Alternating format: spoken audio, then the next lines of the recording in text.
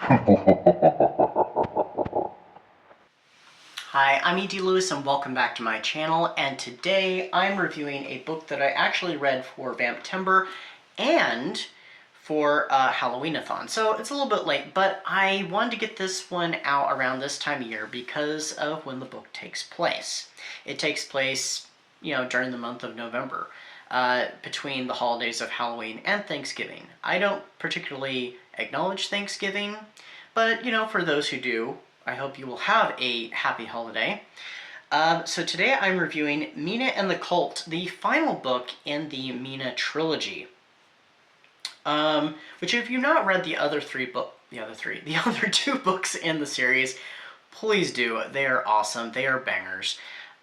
So this one continues in the same year, 1995, New Orleans. Well, we do a little bit of a jump. So Mina and her sister, her boyfriend, her sister's girlfriend, they're taking a little trip to New Mexico. It's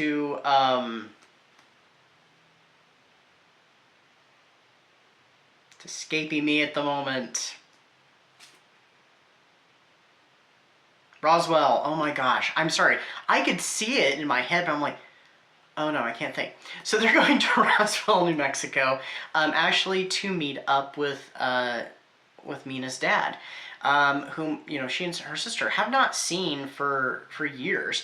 And if you remember in the previous book, spoiler alert if you've not read Mina and the Slayers, though, Mina did get to see her mother very briefly.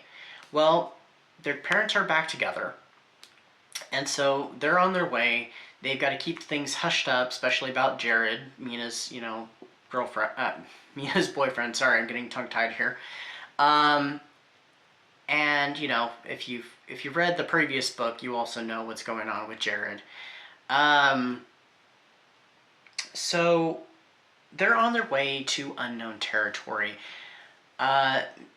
Mina's father is involved in a particular kind of group. They study cryptids and aliens and also vampires, and they have a little bit of a plan because of a prophecy that is supposed to come to fruition within a couple of years from 1995. So very much her dad is on a mission to stop it. Very much her dad is in a cult. The title of the book. Well, the family reunion kind of goes a little bit awry, and they head back to New Orleans, where they are embroiled into another murder. This time, a vampire type Jack the Ripper, a vampire who is preying on human beings and sending letters to the media, much like Jack the Ripper. So Mina again is embroiled in another murder mystery full of vampires. Also, difficult dealings with the Slayers and vampire politics, especially their big boss, Saint Germain. So I didn't know where this book was going to end up going, especially with how it was going to wrap everything up. I was like, I thought, well, if they're going to New Mexico, is it going to take place entirely there? And how is that going to connect back to the stuff that happened at the end of the previous book? It circles back, it all connects. And it does tie everything up in a nice bow. Because I really didn't know how this was all going to end, especially with the stakes get pretty high in this one. I'm going to say this as a minor spoiler, well, kind of a major, minor spoiler. Minor because I'm not going to give you the details. Not everyone gets out. Not everyone makes it. So, but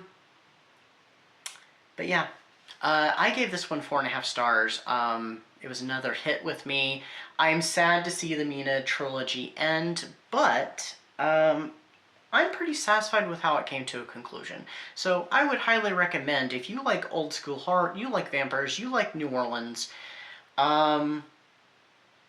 check these books out. All 3 of them. They're all great, and they're all mysteries too. And, well, there was one little thing I want to say. Unfortunately, there is a character that was in the previous 2 books that does not show up, is mentioned a few different times, but does not show up, and I was a little sad about that. But, all in all, that doesn't change what I thought about the book, though.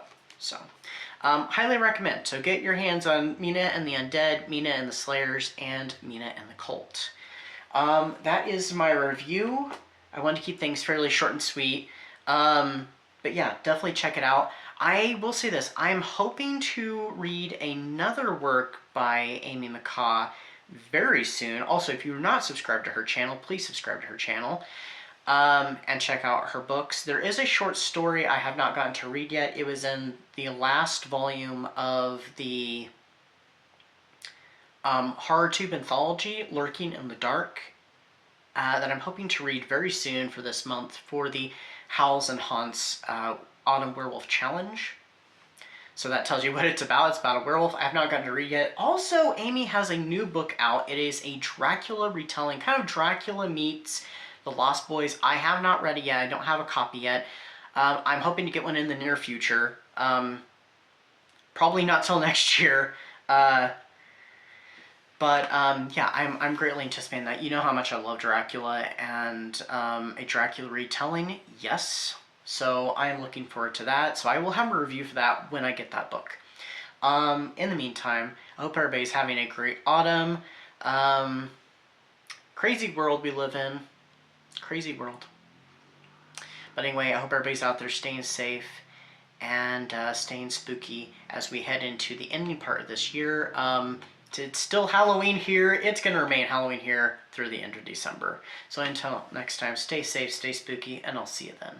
Bye-bye.